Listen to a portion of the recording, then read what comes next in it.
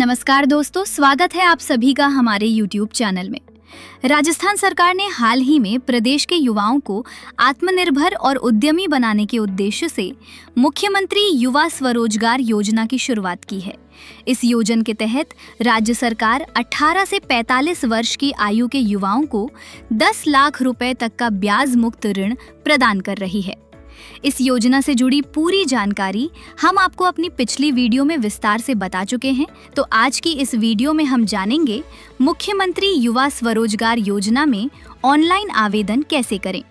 इसके लिए आपको सबसे पहले राजस्थान सरकार के SSO पोर्टल पर जाना होगा।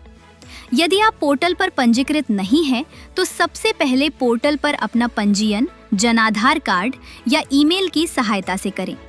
ईमेल पर प्राप्त हुए यूजर नेम और पासवर्ड की सहायता से पोर्टल पर लॉगिन करें। लॉगिन हो जाने के बाद यूजर डैशबोर्ड में जाकर मुख्यमंत्री युवा स्वरोजगार योजना को खोजकर उस पर क्लिक करें। ओपन हुए पेज पर नया आवेदन विकल्प का चयन करें। इस योजना की आवेदन प्रक्रिया कुल 7 चरणों से होकर जाएगी, जैसे सामान्य विवरण, आवेदक का विवरण, आवेदक का पूरा पता, प्रस्तावित कार्यस्थल का पता, प्रस्तावित परियोजना का विवरण, वित्तीय संस्थान का विवरण और अंत में दस्तावेज व घोषणा। प्रत्येक चरण में आवेदक को अपना और परियोजना से जुड़ी जानकारी सही दर्ज करनी है। किसी भी विवरण में त्रुटि पाए जाने पर आवेदन को निरस्त भी किया जा सकता है। पहला चरण, सामान्य विवरण। सबसे पहले अपने उद्योग केंद्र का चयन करें। आवेदक व्यक्तिगत है या अन्य, उसका चयन करें। किस व्यवसाय के लिए ऋण ले रहे हैं, उसका चयन करें। उद्यम नया है या विस्तार कर रहे हैं, उस विकल्प को चुनें। सूची से उद्यम की श्रेणी और उप श्रेणी का चुनाव करें। उद्यम की प्रकृति यानी वास्तविक कार्य का विवरण दें। आपके उद्यम से कितने लोगों के लिए रोजगार का सृजन होगा, उसकी संभावित संख्या को दर्ज करें। अंत में अपना पैन नंबर दर्ज करें और आगे जाए बटन पर क्लिक करें। दूसरा चरण, आवेदक का विवरण। सबसे पहले आपने संस्था या संगठन को सूची से चुनें। जनाधार संख्या को दर्ज कर उसकी पुष्टि करें। पुष्टि हो जाने के बाद दिए गए स्थान पर अपना नाम हिंदी में दर्ज करें।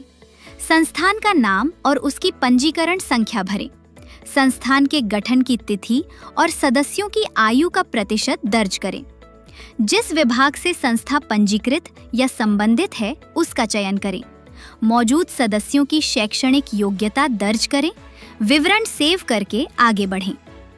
तीसरा और चौथा चरण, योजना के अगले यानी तीसरे चरण में अपने वर्तमान और स्थायी पते की जानकारी दर्ज करनी होगी, जबकि चौथे चरण में उद्यम का कार्यस्थल कहां पर स्थापित है, उसका पूरा विवरण देना होगा। पांचवा चरण, परियोजना विवरण। पांचवें चरण में आप किस परियोजना के लिए ऋण प्राप्त करना चाह रहे हैं, उसकी जानकारी दर्ज करें।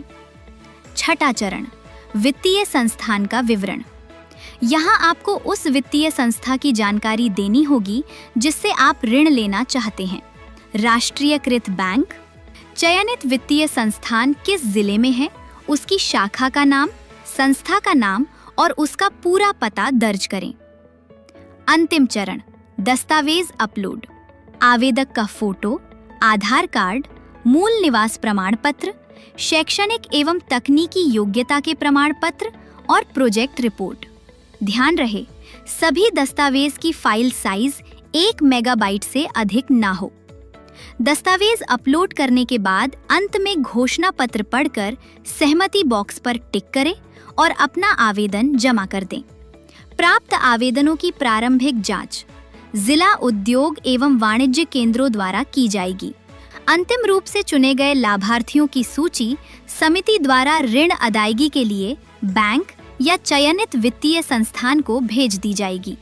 इसके अतिरिक्त आप आवेदन की स्थिति ऑनलाइन SSO पोर्टल पर लॉगिन करके भी देख सकते हैं। तो दोस्तों, ये थी राजस्थान मुख्यमंत्री युवा स्वरोजगार योजना की आवेदन प्रक्रिया से जुड़ी पूरी जानकारी। अगर आपको जानकारी अच्छी लगी हो तो वीडियो को लाइक और शेयर करना ना भूलें।